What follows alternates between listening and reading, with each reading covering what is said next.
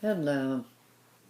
Welcome to Steph's World, Love and Light 8. Yep, I remember now. Uh-oh, you know what? I forgot something. I will be right back, okay? Sorry. I made a little slight... Here we go. Gotta get there quickly now.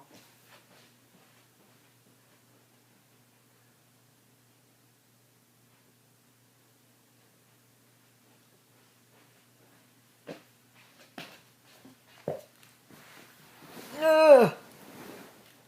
Got the cane. Okay. I need this because this program that I'm using now,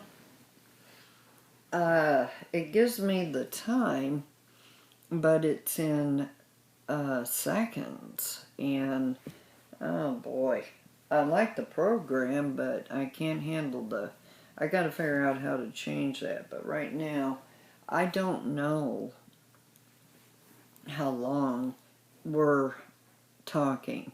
I just don't know.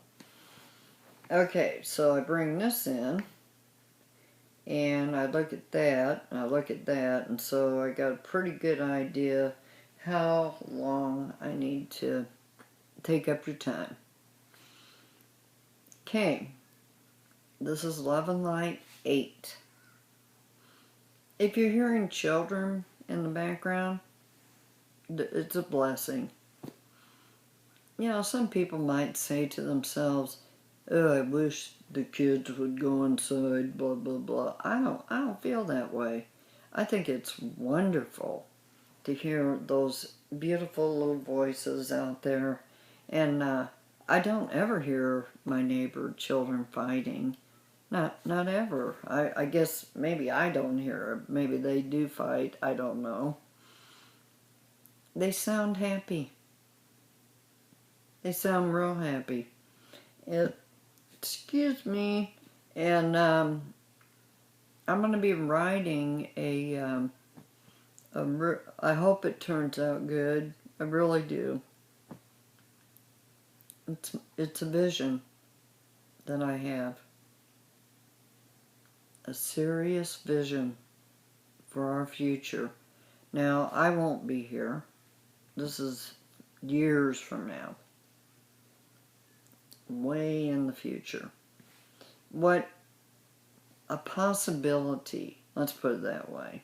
It's not so much, yes, this is going to happen. How would I know that? Okay? I cannot tell the future, much as I would like to. I can't do that. But I can envision what I hope the future will hold. That I can do. And I can base some of what I'm going to tell you on the young people that I have befriended who have tiny children and the way that they're raising their children. It's wonderful. I don't know where they learn to be such great parents, you know. I have a daughter with and she has 3 children, my 3 grandchildren. And my 3 grandchildren are wonderful. They're absolutely wonderful. And she really did do a good job. I'm very happy that she's been there for them. She's very active with them, and I think that is a huge, huge thing. But I'm not going to get into that today so much. Somehow I got off subject here.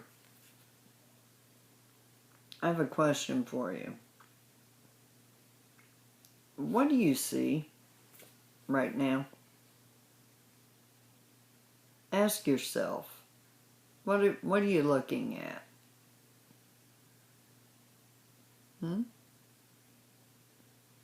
What is this in the video that you are looking at in your mind? Okay, now, I can't pretend to know what goes through your mind, but I can know that probably most people are thinking an older woman, and you know, with huge amount of hair. Ooh, man. One of these days you just might see me with it cut off a little bit. I mean, that's just almost too much sometimes. But that's probably what you're thinking. And oh, maybe some of you are thinking a white woman, or it might even be possible that some are thinking, hey, she looks a little Native American. Well, you'd be surprised about something. Because in my DNA, it shows Asian. Mm-hmm. Yeah, that's kind of surprising, isn't it? It just goes to show that what you see is probably nothing of what you think it is. Yeah, I have a lot of surprises inside of me, who I am. But there's one thing that I am that you really need to know. I have the light of my Creator within me. That's what I want you to know. When you look at me, I want you to see that light. Because when I look at you, that's what I see. When I see some of your pictures, the ones of you that have pictures out there of yourselves, I can just see that light just shining. It's beautiful. Some of you have amber light. I know some people are saying, oh, that's crazy. Well, you can think whatever you want. You're allowed to. But the truth is, we are part of God. Are we not? And God is light. And you should know that. And I think most religions preach that. I really do. I'm pretty sure. I'm not going to say for sure. I'm guessing at that. But Emmett's going to help us a lot with that. But the point is that there's another point to this. Remember I mentioned that you might think, someone might be thinking, oh, it's a white woman? Hey, that's labeling. Okay? We call that labeling. And I prefer that you did not label me. Alright? I am a human being with the light of God in me. Just as you are too. So I don't want people to label me, ever. And I hope you don't. I hope you're hearing me. And I bet all of you don't want to be labeled either. Who wants to be labeled? But you know what? I think we do that, don't you? I'm pretty sure we do. I am positive, in fact, because I know several people that just can't keep their mouth shut, and it's horrible to hear some of the things that they say. Well, it's even worse labeling than I think I've ever heard in my life. Let's put it that way. And I've heard some pretty bad labeling. Well, we have to stop that. Our children are hearing that. Our grandchildren are hearing that. we have got to set an example. We're the ones, we have a responsibility to others. And it's time to do it. You know, everybody says that they can't change the world. Yes, they can. Yeah, you can change the world. And guess how you do it? Change yourself. That's how you do it. If everybody made good, positive changes within themselves, this world will change.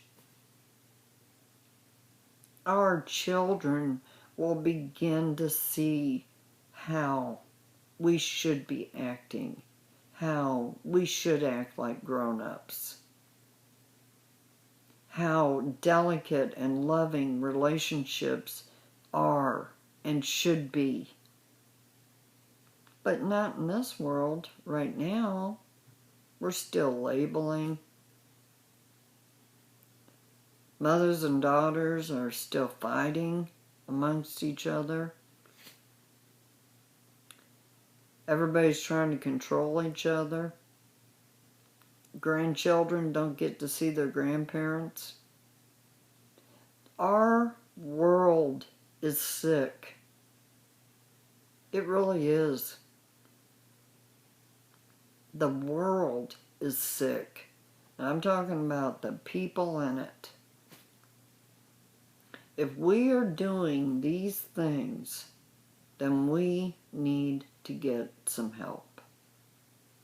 Or at least we need to look within ourselves and find out, why are we doing this to ourselves and to others? Why?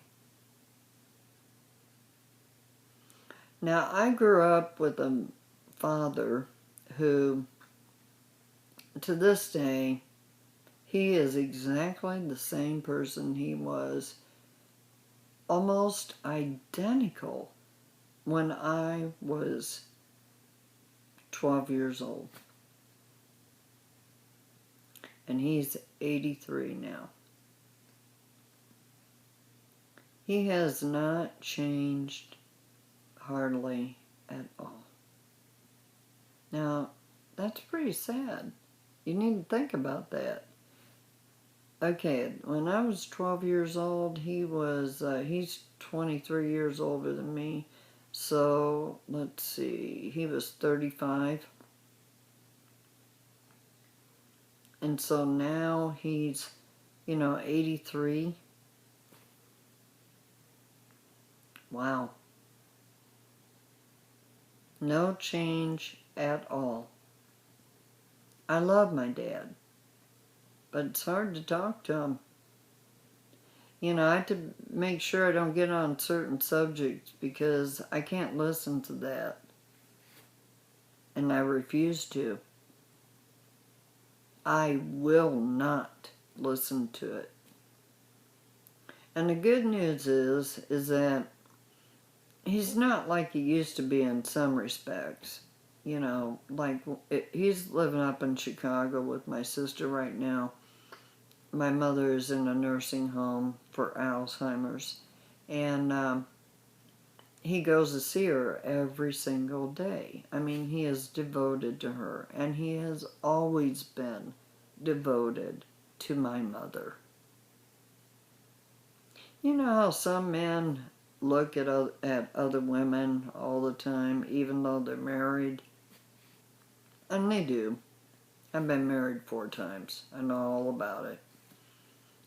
And I was a very attractive person when I was young, okay? So there wasn't really, I couldn't understand why this man felt like he had to turn his head so much. But the point is, a lot of men do, and that's just the way they are. I think that's part of being a man. I'm not labeling. I'm just talking about my own experience, okay? Ask yourself, do you do that? Because if you do, if you do, I hope you're doing it and being respectful about it. That's what I want you to hear. Honor and respect. But my dad, I don't remember my father ever,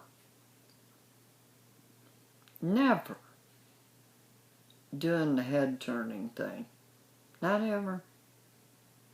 Not even when my mother wasn't with us.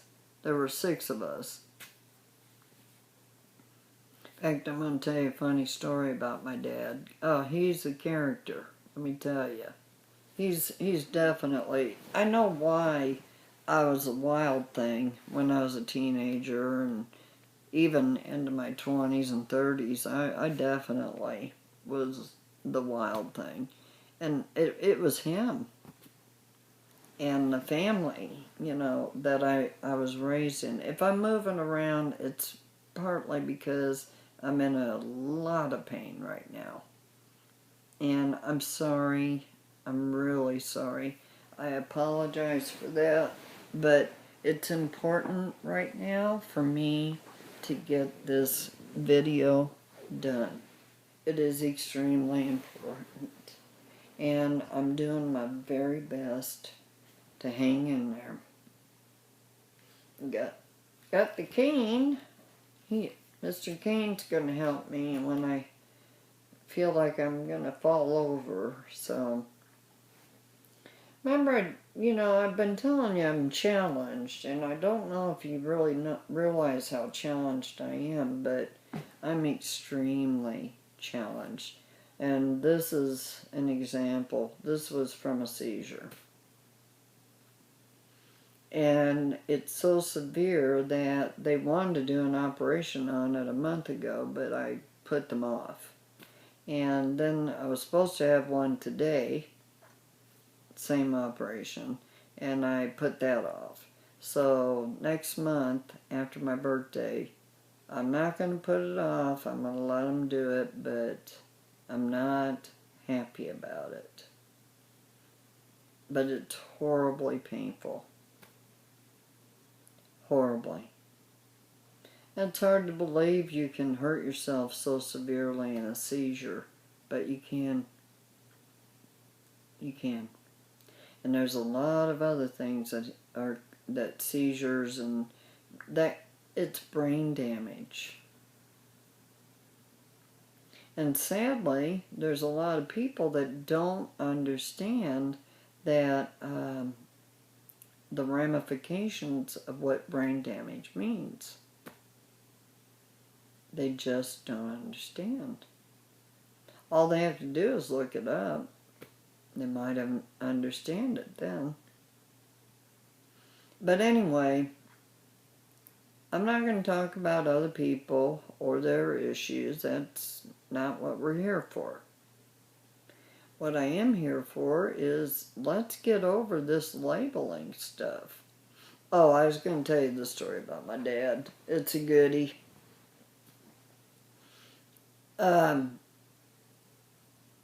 Growing up, my family were, you know, my dad's Irish, and we are talking serious Irish, okay?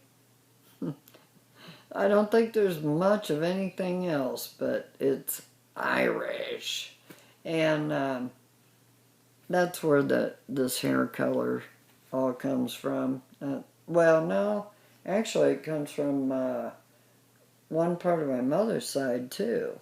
Because my mother's not full-blooded native. She's a quarter. But she sure looked full-blooded, I can tell you that. Okay, so anyway, so it really comes from both sides of the family. But anyway, when we were kids, I went to a Catholic school. I think some of the others did too, but not all of them did. It was expensive for all of us to go. I mean, 6 kids? That was a lot of money. Okay, so anyway, we would go to church every single Sunday. Okay? And when my mother married my dad, she was not a Catholic, not at all. But for some reason, my dad demanded that she become a Catholic. And it's kind of strange because my father says he's an atheist. Go figure. Okay, well, she became a Catholic. They were following the rules. That's what they were doing. All right, so every Sunday we went to church, right? Okay. One Sunday, for some reason, my mother didn't feel well, and she didn't go. So I was about, I don't know, 12, 13, probably. Just starting to become interested in young men, okay? So I had to be around, I was in junior high. And in fact, the church that we were going to, my junior high was right next to the church. Okay, so we're in the family truckster, and it was, we usually bought station wagons. Almost always, my goodness. 6 kids, you gotta have a station wagon, okay, back then. I don't know if SUVs were even around. But anyway, Dad, we get out of church, we pull out onto the street, and all of a sudden, some guys, young men, in this really hot rod type car, come rolling past us with the music blaring, and they were just going to town, boogieing. So what does my dad do? He catches up with them, and we're racing these guys. Oh, yeah. I'm sitting up front because I'm the oldest. And we are literally racing these young men. And my dad's got a car full of 6 kids. And we're racing these kids. Around through the back roads, in the Chicagoland area.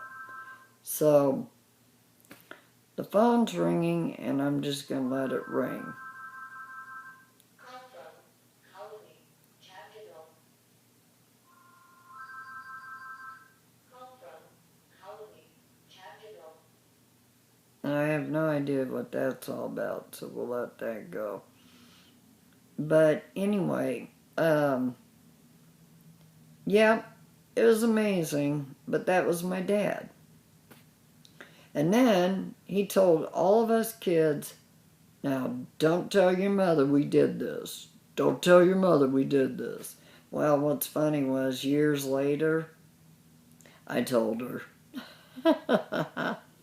We had a good laugh. I mean, this was after we were all grown up, and we had a great laugh about it. We really did.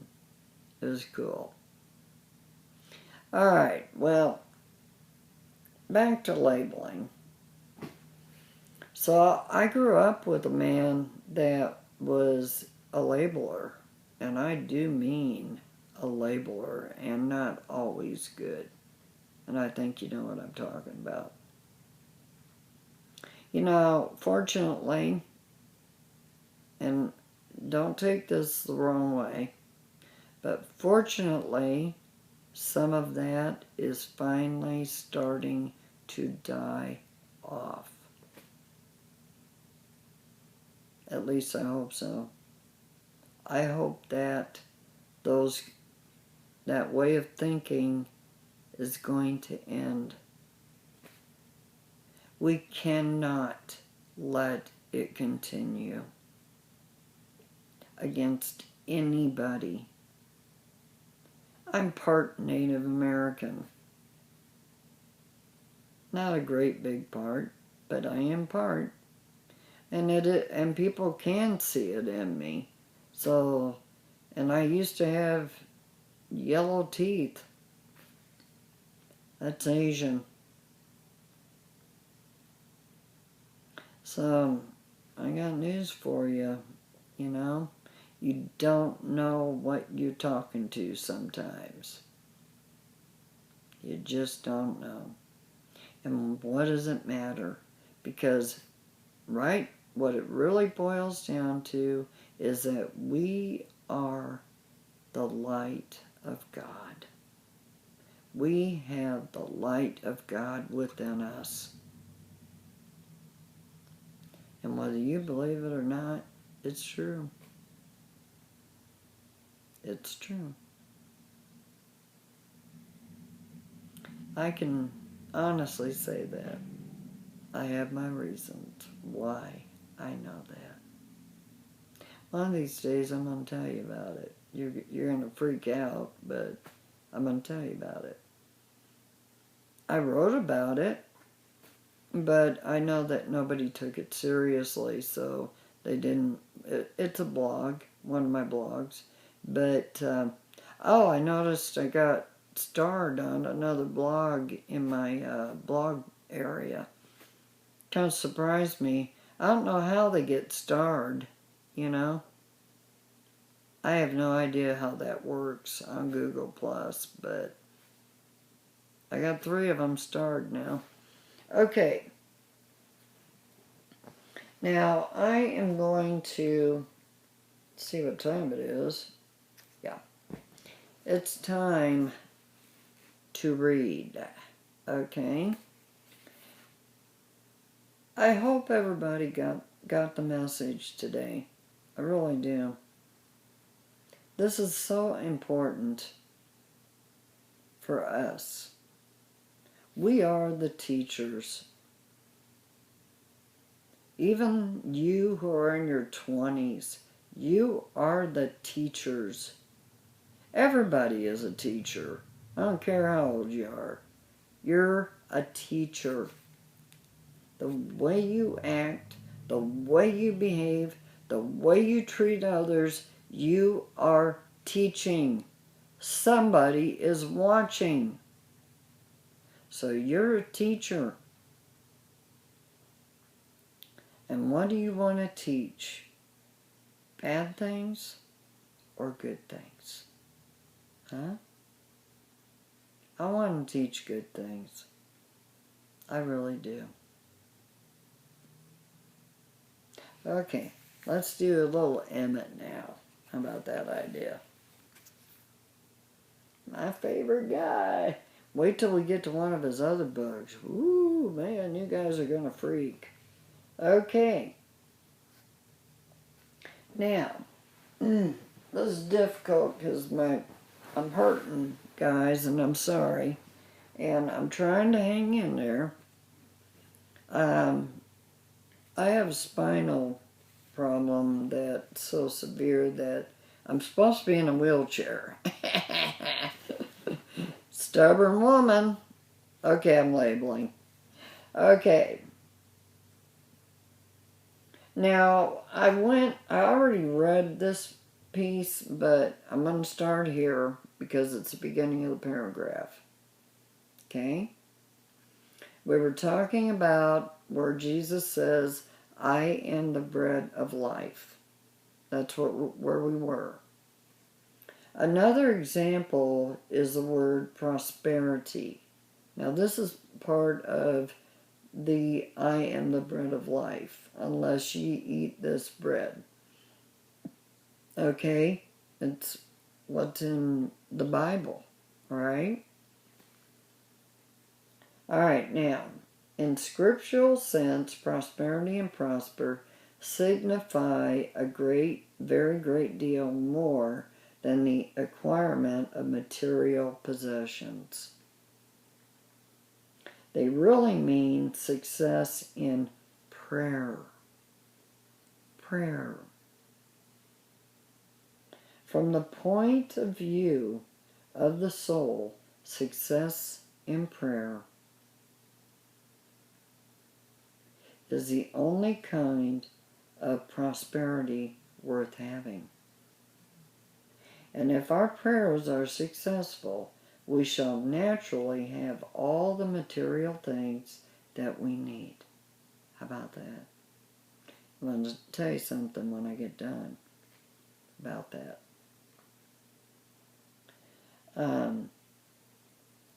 A certain quantity of material goods is essential on this plane, of course, but material wealth is really the least important thing in life, and this the Bible implies by giving the word prosperous its true meaning. To be poor in spirit, now that's italicized, it's for what Jesus said, does not in the least mean the thing we call poor-spirited nowadays. This is back in the 30s. Remember that. To be poor in spirit means to have emptied yourself of all desire to exercise personal self-will, and, what is just as important, to renounce all preconceived opinions in the wholehearted search for God.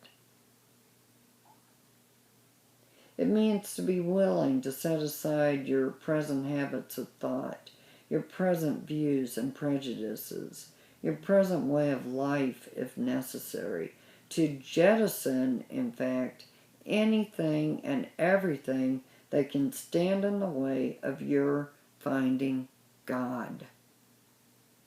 Everything. And we do mean everything. One of the saddest passages in all literature is the story of the rich young man who missed one of the great opportunities of history and turned away, sorrowful because he had great possessions. This is really the story of mankind in general.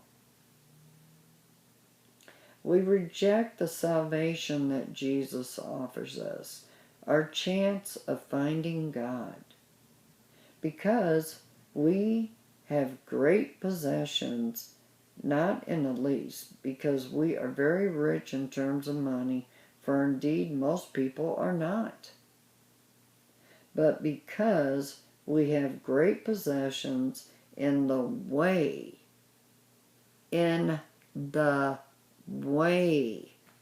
of preconceived ideas, confidence in our own judgment, and in the ideas with which we happen to be familiar. Spiritual pride, born of academic distinction, sentimental or material attachment to institutions or organizations, habits of life that we have no desire to renounce.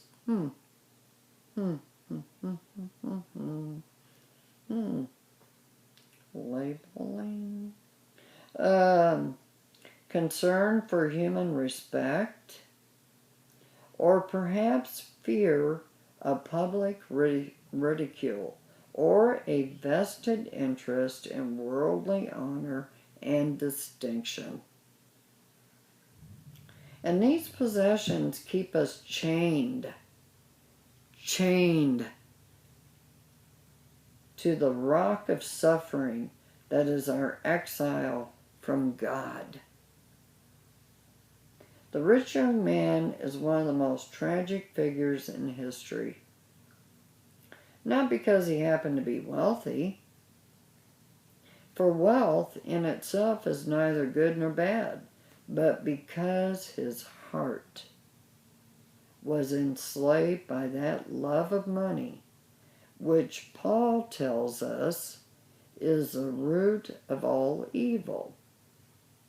He could have, I'm trying to get the light right here because it seems to be lighting up. He could have been a multimillionaire in silver and gold, and as long as his heart was not set upon it, he would have been just as free as the poorest beggar to enter the kingdom of heaven. His trust, however, was in his riches, and this shut the gate. Why was not the Christ message received with acclaim by the ecclesiastics in Jerusalem? Because they had great possessions of rabbinical learning, possessions of public honor and importance, authoritative offices as the official teachers of religion. And these possessions they would have to sacrifice in order to accept the spiritual teaching. The humble and unlearned folk who heard the Master gladly were happy in having no such possessions to tempt them away from the truth. Now, I'm going to stop there for now because it's getting late, but I want to talk about a couple of things that it talked about.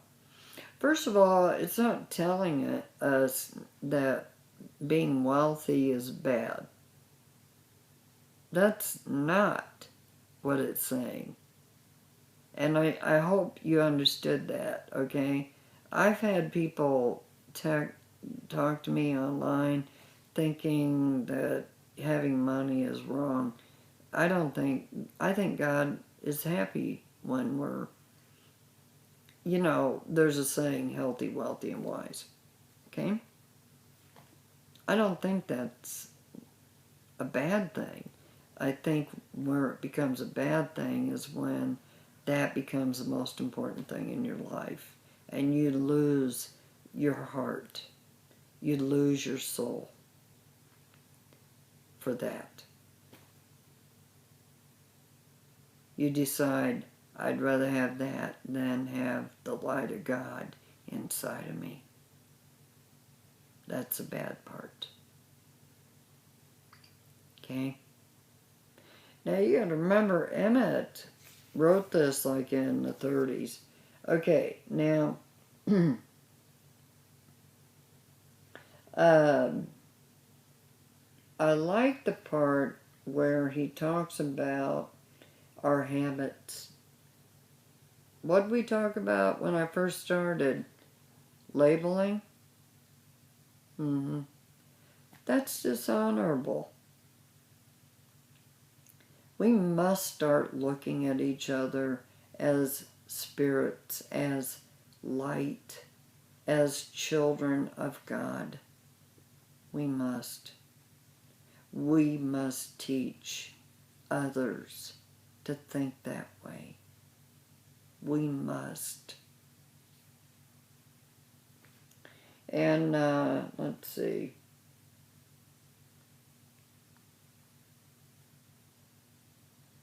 Yeah, I like the way he put about the poor in spirit does not mean in the least the thing we call poor-spirited nowadays.